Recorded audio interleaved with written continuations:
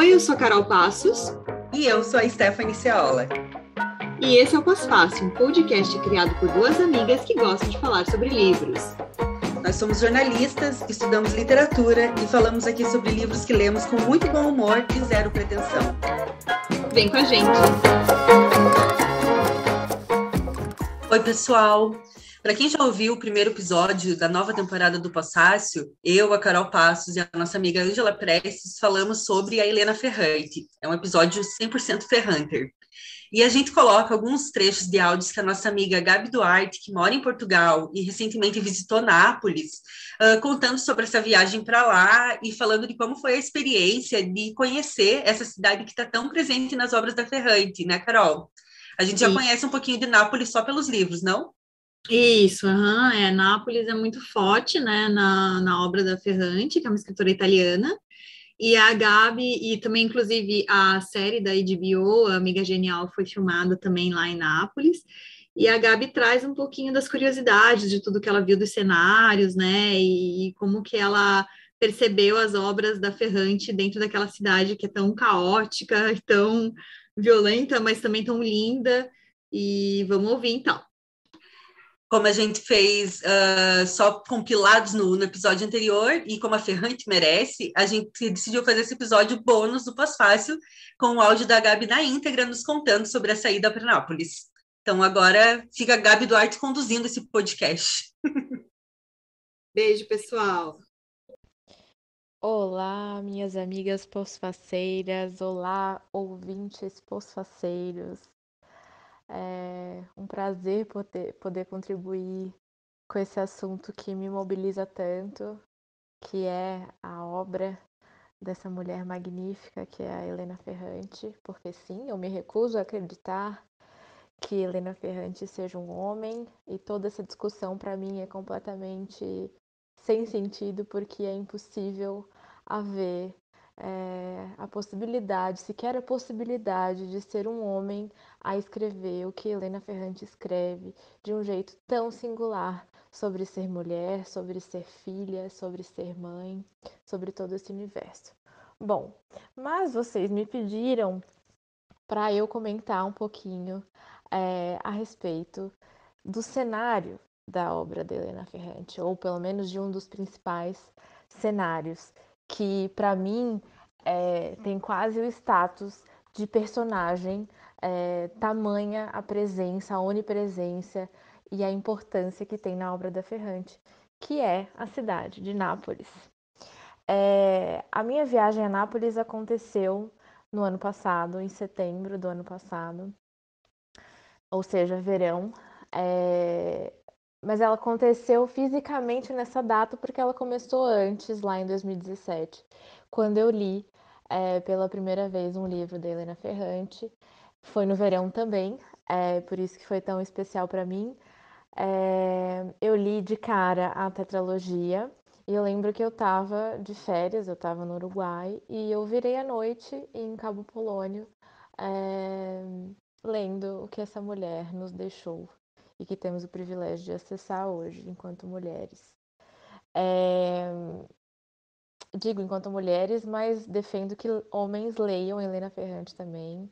Inclusive, acordei com o meu companheiro, o André, que me acompanhou nessa viagem, que ele vai ler A Filha Perdida, porque ele assistiu ao filme e gostou muito, conversamos muito, o que é bem importante, e vai ler. Portanto, homens, leiam Helena Ferrante. Mas, voltando à questão napolitana, eu primeiramente acessei então a Nápoles por meio dos livros, lá em 2017, li todos os livros da Helena Ferrante, e desde então a viagem a Nápoles se tornou um sonho para mim, porque esse cenário ele foi um refúgio literário para mim, de momentos pessoais bastante difíceis. Então eu tenho um carinho muito grande por esse universo, e fiquei imensamente feliz depois das 2 doses da vacina no ano passado, poder visitar e absorver tudo o que essa cidade oferece. Primeiro, acho que é importante falar, inclusive, já que essa é uma abordagem das pós-faceiras, né, essa abordagem pessoal, Eu me identifiquei muito com Nápoles também, porque eu sou de Itajaí. Apesar de ter nascido em Blumenau, eu me criei em Itajaí. E Itajaí é uma cidade portuária, assim como Nápoles é. E eu tenho um certo fascínio por cidades portuárias, que eu acho que são cidades por si só muito interessantes, cidades com muita circulação de pessoas, né? Nápoles, historicamente, né? Muitos povos já passaram por ali, então tem muita história. É uma cidade muito viva, tem muito a nos contar e só por isso é interessante. E eu fiquei hospedada muito pertinho ali do porto, foi uma escolha até pessoal e estratégica para a viagem, porque a minha viagem continuou para Capri e terminou na Costa Amalfitana. E então o Golfo ali de Nápoles, né, todo o mar ali que envolve e abraça a cidade e as ilhas. Eu quis estar perto e também, claro, porque eu sou uma pessoa que gosta muito do mar, como as meninas e as minhas amigas já sabem. Mas Nápoles então começa para mim. Chego num voo noturno, sou abraçada por um calor úmido e passo a primeira noite. E logo no dia seguinte começo a viagem de um jeito que eu começo geralmente as minhas viagens, que é fazendo um free walking tour para ter um overview da cidade, né? E eu fiz um passeio que começou na Porta d'Alba, que é um lugar onde Lenu comprava os livros. Isso aparece na tetralogia. Inclusive, tinham ali os livros expostos, livros usados, principalmente expostos no meio da praça. E ali eu conheci boa parte da cidade velha, né, de Nápoles, com a ajuda de uma guia que foi muito boa, falou sobre vários aspectos, inclusive relacionados à obra da Helena Ferrante, sem saber muito, assim, por exemplo, mencionou a questão do napolitano, como para a avó dela era algo importante que ela continuasse falando o napolitano. Mas ela não sabia tanto assim da obra, porque, lógico, sabe quem é Helena Ferrante, sabe que tem muitas pessoas hoje que visitam Nápoles em função da obra da Helena Ferrante, mas eu acho que ela não tinha lido, e tanto é que quando eu fui perguntar para ela do bairro, do famoso bairro, ela entendeu que fosse o bairro Rione Alto, que é o bairro de outro livro da Helena Ferrante, da Vida Mentirosa dos Adultos, onde a Giovanna mora, ou seja, na parte alta da cidade, na parte elitizada da cidade, e não entendeu que eu estava me referindo ao bairro Rione Lusati. Esse sim, o bairro de Lila e Lenu, onde as duas nasceram e onde toda a história se desenvolve. Ela não entendeu em qual desses lugares a qual desses lugares eu me referia. E até estranhou quando eu disse que tinha planos de visitar. Nisso tudo, eu tiro que, sim, existem vários tours focados na Helena Ferrante, mas são tours, pelas minhas pesquisas, são tours feitos por pessoas de fora. Eu lembro até que vi um chamado Looking for Lila, eu adorei o nome, mas era cobrado em libras, conduzido por uma pessoa de fora, sabe? Eu não fiquei tão afim, para além do preço, que para mim era caro, eu não fiquei afim de percorrer um itinerário com uma pessoa de fora, não me pareceu algo tão conectado aos napolitanos. Isso foi uma surpresa para mim. Eu imaginava que esse imaginário Ferranter estivesse mais inserido nas pessoas por lá. Mas o que acontece é que Nápoles é uma cidade muito viva, acontece muita coisa, é muito movimentada, é muito barulhenta, é uma ambivalência o tempo inteiro. Não só essa questão que eu já mencionei da parte alta como da parte baixa da cidade, mas até uma questão sinestésica. Nápoles tem cheiros, diversos cheiros. Tem o cheiro do lixo espalhado nas ruas, que é uma questão social e até uma luta dos trabalhadores de lá. Tem o cheiro da comida maravilhoso, o cheiro de molho de tomate. misturado com o cheiro de amaciante de roupa, das roupas estendidas nos varais. É uma ambivalência que dialoga muito com a ambivalência presente na própria obra da Helena Ferrante, né? Nessa ambivalência humana, tem muita gente que olha para a obra da Ferrante como uma obra muito psicanalítica, né? Porque ela nos analisa e sempre aborda essa nossa ambivalência enquanto seres humanos mesmo. E para mim o trunfo da obra está aí e está na capacidade de abordar o não dito, né? O incômodo, por exemplo, o incômodo da maternidade, né? Eu estou muito com a filha perdida na cabeça, por isso me veio esse exemplo. Mas voltando a Nápoles e ao meu percurso por lá. Depois do Walking Tour, eu fui a uma incursão pessoal, ou seja, eu não contei com a ajuda de nenhum guia turístico. Eu li muitas coisas, muitas matérias disponíveis na internet sobre o bairro da Helena Ferrante, sobre Rione Lusati. Conversei, lembro até de ter conversado com a Isabela Discacciati. Peço desculpas, Isa, se estiver ouvindo isso e estiver pronunciando teu nome errado, que é quem faz a página Clube Ferrante no Instagram, uma página incrível que tenho certeza que as meninas conhecem e que quem não conhece vale a pena seguir. E ela tem um post bem completo sobre sugerindo, né, um itinerário não só no bairro, mas no entorno de Nápoles. E lembro que me ajudou bastante a decidir por onde eu queria ir.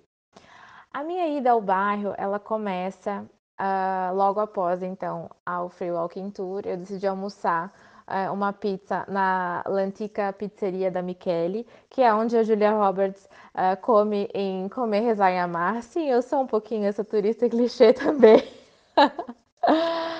E eu e o André nos empolgamos, pedimos 2 pizzas, as pizzas eram gigantes. E acabamos andando então o dia inteiro com uma caixa de pizza na mão, mas aparentemente isso é uma coisa comum lá, então não fomos assim tão julgados. Então eu e o André partimos com uma caixa de pizza nas mãos, uma pizza deliciosa de Margherita. Vão a Nápoles para comer, vão à Itália para comer, e não só. Nós saímos da estação central, Napoli Centrale, que é uma parte muito turística, né?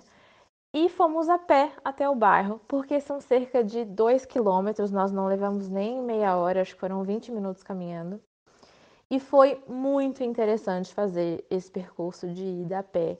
Por quê? Porque eu vi com os meus olhos, com o passar do tempo, conforme ia caminhando, a mudança significativa que acontece visualmente falando entre a parte turística e mais movimentada da cidade e o bairro da Helena Ferrante, o bairro Rione Lusati.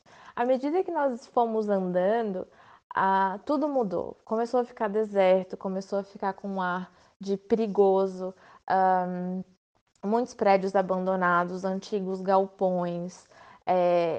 E aqui eu preciso fazer um adendo e dizer que eu não teria feito esse percurso sozinha, porque isso, infelizmente, digo com todo o pesar, né?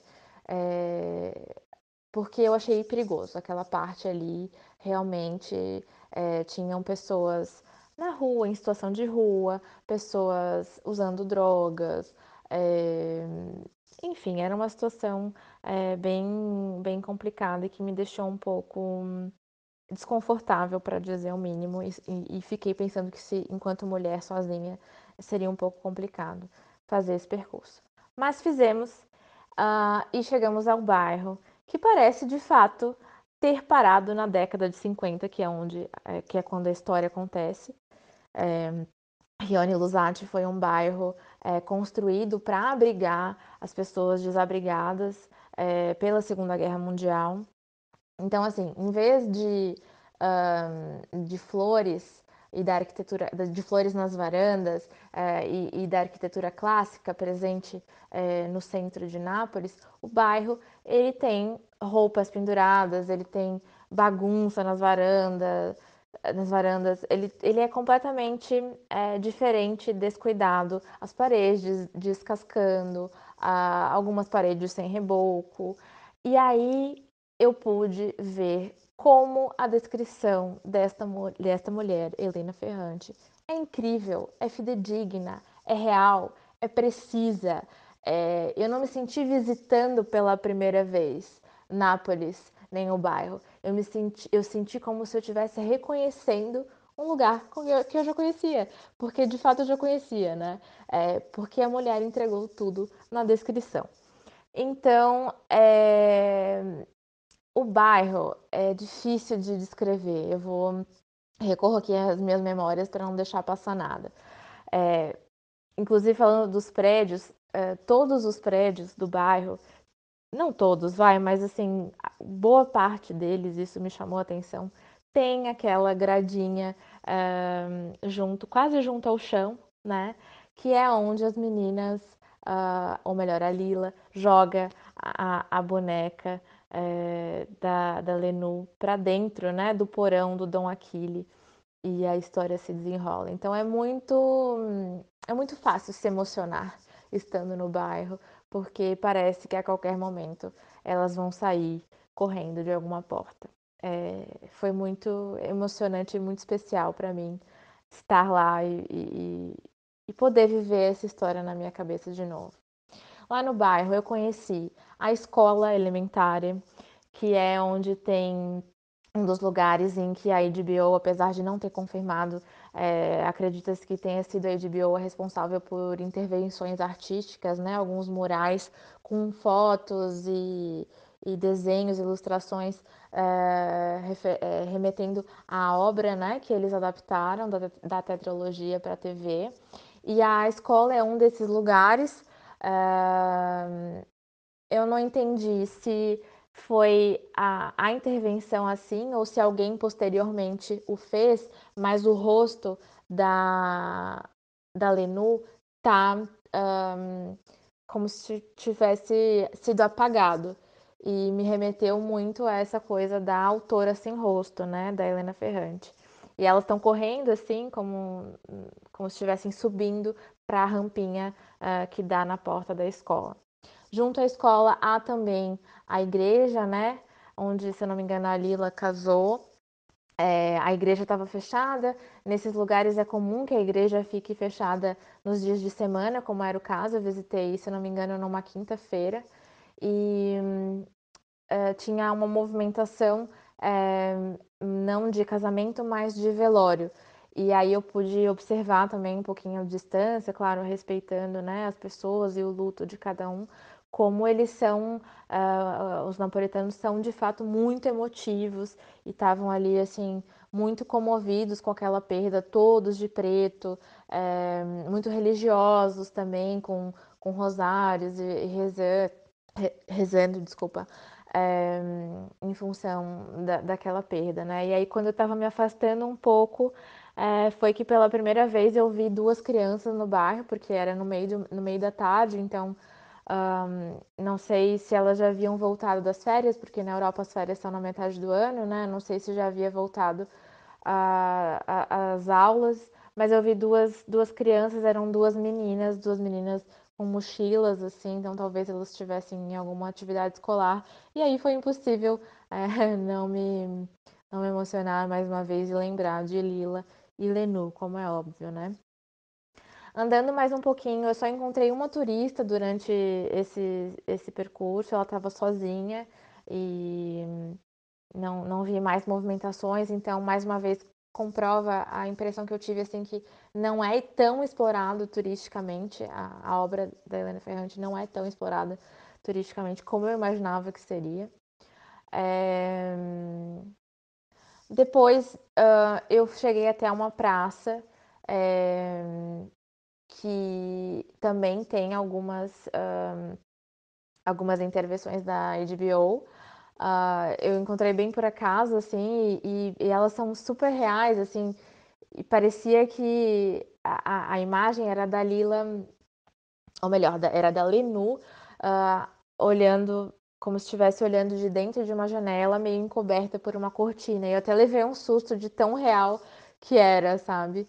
E mais uma pena que eu constatei mais uma vez que estava muito vazio. Me parece muito que as pessoas só dormem ali, que é um bairro dormitório, que as pessoas vão para a parte mais rica da cidade para trabalhar, sabe? Então eu não consegui conversar com ninguém, assim, porque eu só vi de movimentação de pessoas, eu só vi de fato esse velório, as duas crianças, um senhor que estava descansando do trabalho, acho que ele trabalhava em algo de limpeza urbana, e um bar que se chamava Café Paris, que poderia muito se chamar Solara, como a Isa escreveu, acho que num texto dela, e que tinham homens de vespa na porta, aquele clássico, aquele clichê napolitano e ferrantesco, assim. Então, assim, ali eu ouvi pessoas falando napolitano, é, foi muito fácil distinguir, assim, porque, claro, estavam falando alto, estavam sendo super expressivas gestualmente, toda aquela coisa. E aí sim eu distingui o napolitano, que eu não me lembro de ter acontecido tanto em outras partes da cidade como eu vi ali, sabe? A não ser no bairro Espanhol, que também é um bairro popular, é um bairro parecido com o que a Vitória da Vida Mentirosa dos Adultos mora e que depois a Giovana passa a frequentar também, né? Então, junto a esse Café Paris, ou melhor, na frente, eu também pude ver por fora, porque também estava fechada, infelizmente, a biblioteca popular, onde a Lenu pegava, né, os livros, e a Lila também pegava até no nome, né, da família para poder pegar mais. E ali também tem outras intervenções da HBO, o que deixam ainda mais interessante assim visitar. Ali tem uma foto da professora Oliviero, achei bonito também a professora ter sido lembrada nessa arte, né, no bairro. Por último, passei por uns prédios onde havia um mural feito por um venezuelano, também em homenagem. Eu não consigo me lembrar o nome do artista agora, peço desculpas, mas depois eu vou mandar para as meninas publicarem na newsletter, assinem a newsletter do Pós-Fácil. E ali, essa intervenção também era uma tentativa de requalificar aquele espaço que claramente era uma habitação social, assim. E, e é isso. Depois, saindo dali, eu cheguei num ponto auge, talvez, num ponto máximo da expressão do bairro, que é o túnel, o famigerado túnel. E ele é exatamente tal qual descrito na obra da Ferrante. Ele passa carros no meio e dos lados, nos dois lados, é a passagem para pedestre. E o túnel, eu fiquei muito emocionada e achei bem significativo sair dele, que esse foi o trajeto feito pela Lenu, né, e que muitas pessoas retratadas na obra da Helena Ferrante tentam sair, né, sair daquela atmosfera miserável de violência para alçar outros voos, fazer outros caminhos, mas elas sempre são puxadas, né, como se fosse um imã para aquele universo de novo. E eu gostei muito de ter terminado dessa forma, de ter feito a pé o trajeto do centro até o bairro a pé, transitado a pé dentro do bairro e depois ido embora pelo túnel. E por cima do túnel passa o trem, que foi o meio de transporte escolhido por nós, por mim e pelo André, para voltarmos para a parte central de Nápoles. E é muito perto, são 2 estações, é super fácil de encontrar e de percorrer, de fazer esse caminho. Saindo pelo estradão barra túnel, eu fui de metrô até uma parte que é a parte da Via Chiaia, da Piazza Amedeo, que é uma parte bem chique e rica da cidade, né? Acho que tem uma passagem até que alguém fala como se as mulheres tivessem aprendido a andar sobre o vento, algo assim, remetendo à elegância das mulheres e a partir, né, daquele olhar de meninas pobres que moravam no bairro, né? Então, mais uma vez, o percurso em Nápoles me mostrou essa contradição, essa ambivalência. E destaco que é muito perto uma coisa da outra, assim. Então muda muito rápido. Nápoles é uma cidade difícil de absorver por isso, assim. Ela é muita informação gritante o tempo todo, assim. A Stephanie havia me perguntado como Nápoles absorveu essa identidade da Ferrante, e a minha resposta, complementando o que eu já disse um pouquinho antes, eu acho que Nápoles não absorveu. Nápoles tem outros símbolos mais fortes. Eu acho que cabe destacar aqui o símbolo do Maradona, né? Que jogou no time de futebol de Nápoles na década de 80, depois de um período bastante difícil da cidade. E ele começou a jogar e ganhou um campeonato, então elevou a autoestima dos napolitanos. E ele era uma figura assim muito carismática, se envolveu muito com a cidade. Eu lembro que eu assisti um documentário, até coincidentemente na volta da viagem, que retratava a passagem do Maradona por lá, todas as contradições que envolvem também a figura dele lá e tudo mais. Mas ficou muito nítido o carinho que os napolitanos têm pelo Maradona, pelo fato de ele ter se inserido muito na comunidade napolitana, se envolveu até com uma mulher de lá, se eu não estou enganada. Ajudava muitas pessoas de lá. Lembro que ele fez um jogo beneficente para ajudar um menino que precisava de dinheiro para tratamento de saúde, uma criança, algo bastante comovente, sabe? Então ele entrou no imaginário das pessoas de um jeito para nunca mais sair. Tanto é que até hoje tem muita coisa. Eu lembro na Scapa Napoli, que é uma das principais ruas lá de Nápoles, tinha muita pichação, desenhos, cartazes, ahn, artigos de souvenir, assim, turísticos à venda com o nome dele. A cidade explora muito ainda esse imaginário, sabe? E em compensação, com a Ferrante não, talvez pelo fato de não sabermos o rosto, de não sabermos quem ela é. Eu até passei pelo hotel, que foi o único hotel que ela deu uma entrevista pessoalmente, né? Não consigo me lembrar o nome agora. É um hotel bem chique, bem bonito. Ela se encontrou com os editores, se eu não estou enganada, há uns 5 anos, mais ou menos, para uma entrevista para Paris Review. Isso eu não tenho bem certeza, mas depois eu também posso enviar o link dessa entrevista bem certinha. Então, assim, as pessoas talvez nem saiba que são representadas dessa forma, assim, né? As pessoas que eu digo o grosso, né? A massa. Ah, talvez com o tempo também, né? Não sei, mas eu esperava que houvesse, que a cidade tivesse abraçado a obra e a Ferrante, mas não houve. Não fiquei com essa impressão. Queria também ainda deixar como dica para quem se interessa pela cidade de Nápoles, para assistir o filme The Hand of God, que é do cineasta italiano Paolo Sorrentino. O Paolo é de Nápoles, então eu acho que foi um retrato muito bonito e pessoal da vida dele, da trajetória dele, de como a cidade foi preponderante, né, para a formação dele enquanto indivíduo, enquanto profissional.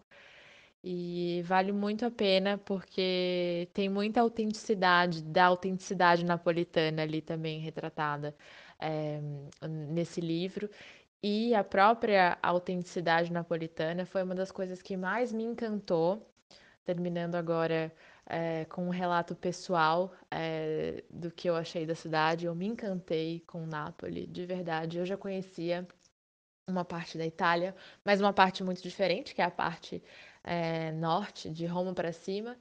E ter conhecido essa parte mais ao sul, de Nápoles e arredores, só me deixou com mais vontade ainda de voltar para essa região, voltar ainda, inclusive, mais para baixo, para Sicília, por exemplo, porque me parece que é no sul onde estão os italianos mais autênticos, os italianos mais abertos, mais hospitaleiros, mais.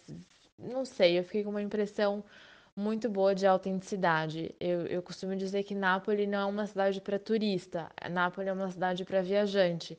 Viajante que aceita mergulhar, se sujar com aquela cultura, com aquele modus operandi, com aquele ruído, com aquele barulho, com aquele caos, com aquela sujeira, com aquela beleza, com aquela imponência, com aquele vulcão gigantesco que fez parte da história de um jeito surreal de imaginar. Eu também visitei Pompeia e fui muito surpreendida pela imponência do vulcão, pelo rastro de destruição que ele deixou e por como tudo aquilo ali ao redor gira em torno, né? Por exemplo, a Nápoles é muito conhecida pela comida. E dizem que é uma das melhores comidas, né, da Itália e do mundo, principalmente o molho de tomate e a pizza napolitana. Dizem que o molho de tomate é tão bom por conta da erupção do Vesúvio, porque a erupção transformou o solo, né? Então deixou o solo muito mais nutritivo e por isso tomate, berinjela, abobrinha, os legumes que eles usam tanto nos preparos são tão saborosos e são tão frescos, são tão deliciosos, né? Então, visitem Nápoles, leiam Helena Ferrante e é isso. Obrigada.